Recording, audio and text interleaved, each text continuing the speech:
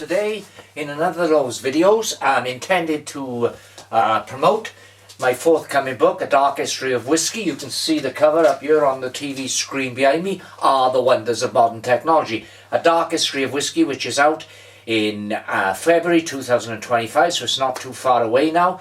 So what this video is, I'm going to give a quick review of a blended whisky. Quite a common whisky. That's Chivas Regal 12, so that's a 12-year-old blended whisky. And I'm also going to tell you about an event I went to yesterday where I met the Scottish author Ian Rankin. I'm a huge fan of Ian Rankin. I managed to pick up a limited edition book. It's not officially published till today. That is Midnight and Blue. And as you can see from the state of it, so the book doesn't actually come out till today. I've only had it one day, and look at it. It's been mauled. So I'm going to tell you the story of how this has occurred. This book is signed as well, to add insult to injury. You can see there, Ian has written to Gary, enjoy, and he's done that little noughts and crosses, little squiggle there. So this book, which was a limited edition with some art jacket and some boards, ruined. Well, I can still read it. In fact, I'm halfway through. So let me tell you that story of what probably counts as one of the craziest nights of my life. So what I did yesterday evening, I came home after this book event. Ian Rankin, by the way, if you ever get to go to an Ian Rankin event, it's well worth it. He was very animated, he was very entertaining, there was a massive audience, and he kept us all entertained, took questions from the floor, you know, the usual thing that writers do. It was brilliant. I wonder if Ian will buy a copy of A Dark History of Whisky next year. Anyway, so yesterday evening I sat myself down, picked up the book, poured myself a glass of this Chivas Regal, and I thought, a wonderful evening is ahead of me. As for the Chivas Regal, as I say, it's a 12-year-old blend, so it's a mixture of malts and grains. It's 12-year-old, which is a decent age. On the nose, it's very floral. I think it's very easy sipping. There are some floral notes. There's a slightest hint of smoke, I think, so there may be some Islay malts used in this blend. So anyway, I'm sitting there, I'm reading my book, I'm enjoying my Chivas Regal. I've gone through the first chapter. I've read a bit more this morning. I'm halfway through the book now, or a quarter of a way through the book rather. It's really good. In this book, Rebus finds himself in prison. And what's really amusing is Rebus enjoys it in prison because, as the author explained yesterday at the event, it's no different to Rebus's normal life. He's got no friends. He goes to the Oxford bar, but he's usually stuck in his little flat. He was in the army before he was in the police force, so prison life gives him structure.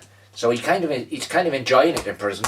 And it's also good that the storyline that is going on here is that there is a murder in prison of an inmate in a locked cell. So it's kind of a take on the classic locked room mystery. I'm enjoying the book so far. I can still read it, even though it's been mauled beyond belief. So let me finish my story. So I get a phone call to say my youngest daughter, Georgia, has just given birth in the back of a car. The paramedics are on the way, so I quickly, I have to pull myself together. I phone my other daughter, my eldest daughter Claire. She picks me up because I've had a couple of whiskies. So we get down there, the air ambulance crew are there, everyone's there, is frantic. The baby's actually there, and the baby's dad, Yayan, he's, they have to cut the umbilical cord in the car. Oh, it was a crazy panic. The baby's dad there is Yayan. He's got the baby, and they've given him these wrappings that the paramedics use to keep the baby warm. I checked the baby. The paramedics assure me the baby's going to be fine.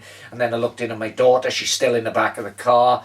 They have to do a minor medical procedure in the car. In other words, cutting the umbilical cord, but she looks awful. And for one awful moment, I thought, my God, we're going to lose her. Anyway, the paramedics were wonderful.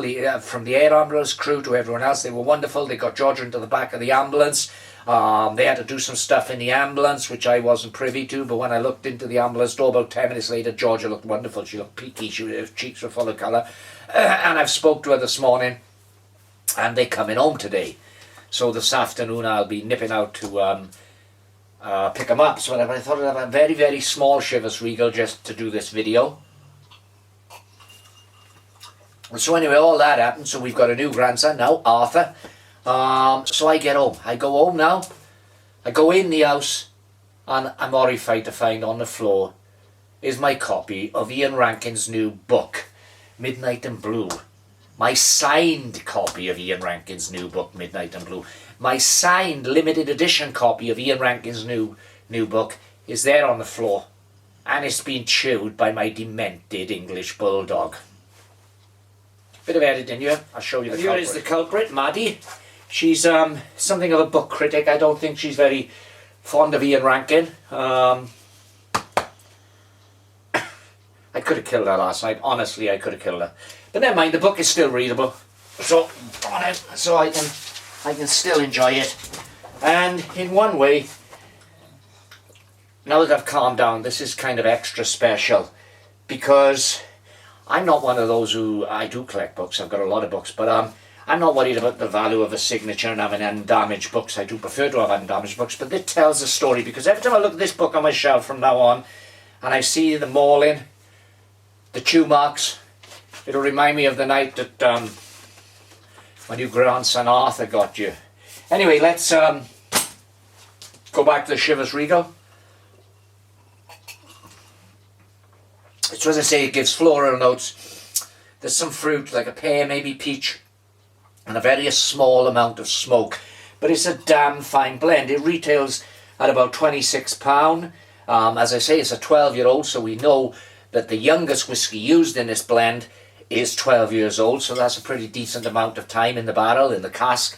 So it's a decent whiskey. It's 40% ABV. It's a light whiskey, I would say, which would be ideal for sipping as I do over the rocks, or to be used in a cocktail is quite fine. So anyway, a bit of housekeeping here now. And I'm going to do this really quickly because I don't want this video to drag on too far. So here I go in my best horse race commentator voice. Please subscribe, click the bell below to be notified whenever I post further videos. But don't forget, click our subscribe button because this is a new channel. Please help me grow. Also leave a comment below. It'd be great to get some conversation going. There'll be a photo floating up here soon now of young Arthur.